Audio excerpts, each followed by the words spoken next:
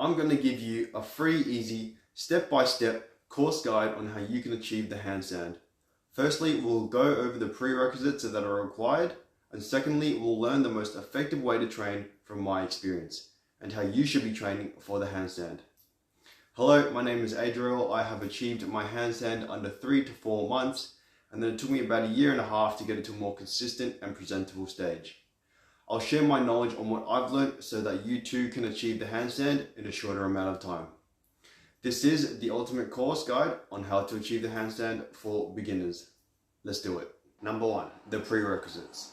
Similar to building a house, we first need to lay the foundations in order to start holding the frames and walls up. In this case, our foundations are our wrists and shoulders, which are going to be holding up the rest of our body.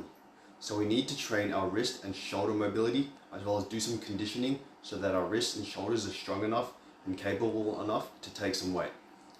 The elbow also plays a role, but isn't as important. However, we can still strengthen and train our flexibility for the muscles surrounding the elbow to build a stronger foundation. I've linked my wrist and shoulder mobility videos in the info tab above and description below. So after this video, these 2 videos are ideally where you want to start. You want to keep training your wrists until 1, you can comfortably perform extension of your wrist at 90 degrees or more on the ground without pain. And 2, you can sustain weight on your wrists without pain. You can test this by doing the downward dog and slowly moving forward until you are at 90 degrees or more. And for the shoulders, until you can touch the wall with your thumbs without lifting your back off the wall in this position, then you can move on to the next step. Alright, now that you know the prerequisites for a handstand, I'll show you the most effective way to train. This is important because we want to place handstands first in our workout so we're fresh and have more energy for it. If we did other upper body exercises first, then our muscles would be fatigued and it would then compromise our handstands. Next, you should also have a focus in mind. For example, when you do the handstand, maybe you focus on just getting your form right. Or maybe you're a bit more advanced and you want to focus on finding that balance point and not relying on the wall. I highly recommend that you record yourself and check afterwards. Maybe you need to push your shoulders out or tilt your pelvis. Make your adjustments and do it again. Don't simply just try and jump into a handstand like I see people do at the gym. It's not how you start. You're wasting your time because even if you find that balance point, you're not going to be able to hold it for long because you don't know what it feels like to be in that balance point, and you'll just keep falling over. Now, when you're first learning calisthenics, you may be tempted to train multiple skills at the same time. For example, you might want to train your muscle up, handstand, planche, front lever. Unfortunately, it's very difficult to train all the skills at the same time due to time constraints and muscle recovery. Progress is really slow, and really slow progress can be quite demotivating. So I recommend that you only focus on 1 to 2 skills max at a time. This guide will solely be for handstands. Okay, so a lot of fitness influencers will just show you exercises to do, but won't tell you how to implement it into your training. In the coming videos, when I demonstrate exercises, I want you to lay out your training routine like this. So for example, if I've shown you 4 main exercises to do for handstand training, just focus on 1 to 2 of them and work on mastering them first. Once you've mastered them, move on to the next 2 exercises. The reason for this is because your shoulders will fatigue out really quickly when you first start, and when you get fatigued, your form is compromised and you're also more likely to get injured.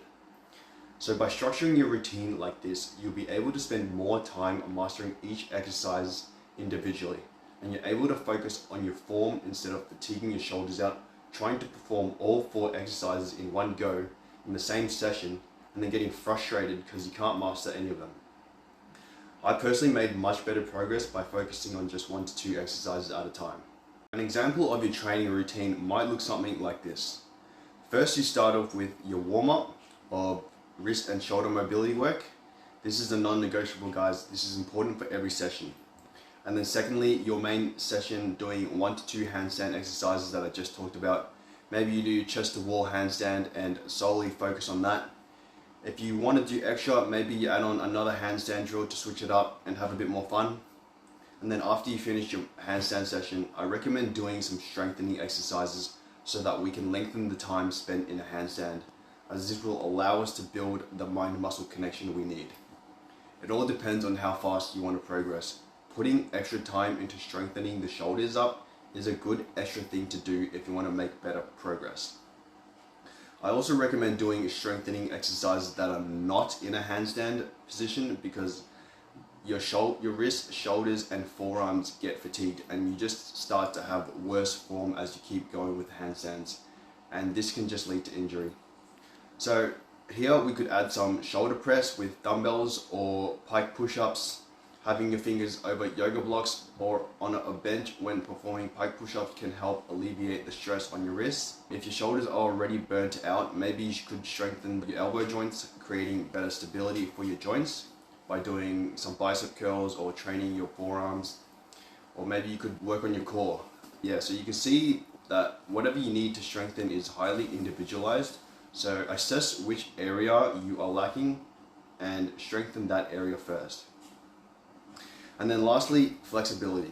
If you have the time, finishing off with some upper body stretches will help prevent muscle tightness, reduce soreness, and provide you with an increased range of motion.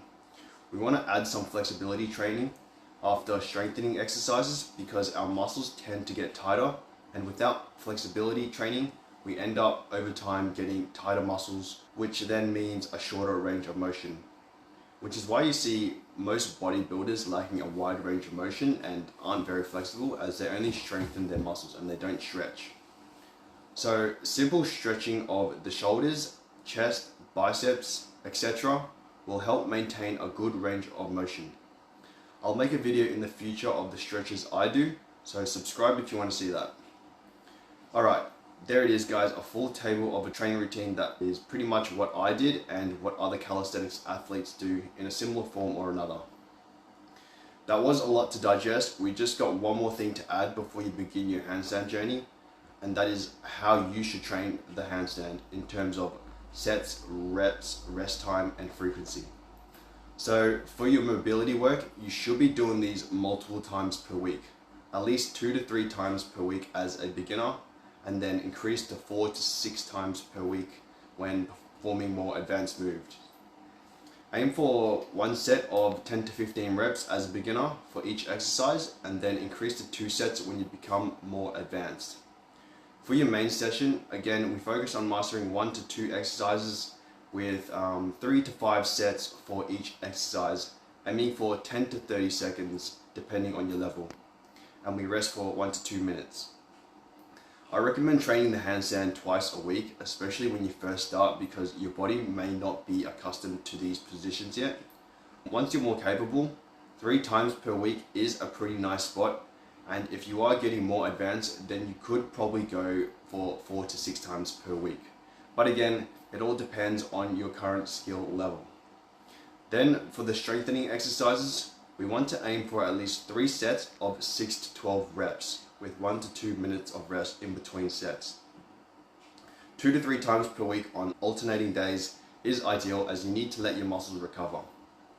Lastly, for flexibility, performing 1 set of 20 to 30 seconds of stretching for the muscles that you trained that day is ideal for most. I recommend 2 to 3 times per week is good, but do extra sessions if you need. A full example program that you could do is this. Screenshot this if you want, or come back to this video. Remember, this is an example only and adjust according to your needs. Okay, so there you have it guys, a full workout guide. Good job if you made it this far. I'm sure you will do well if you stick to this guide. I hope you guys learned something. I'll be making more videos soon, so subscribe. If you have any questions, or if you liked this video and these type of informative videos, comment below so I know, and I'll do more of them. Let's get it.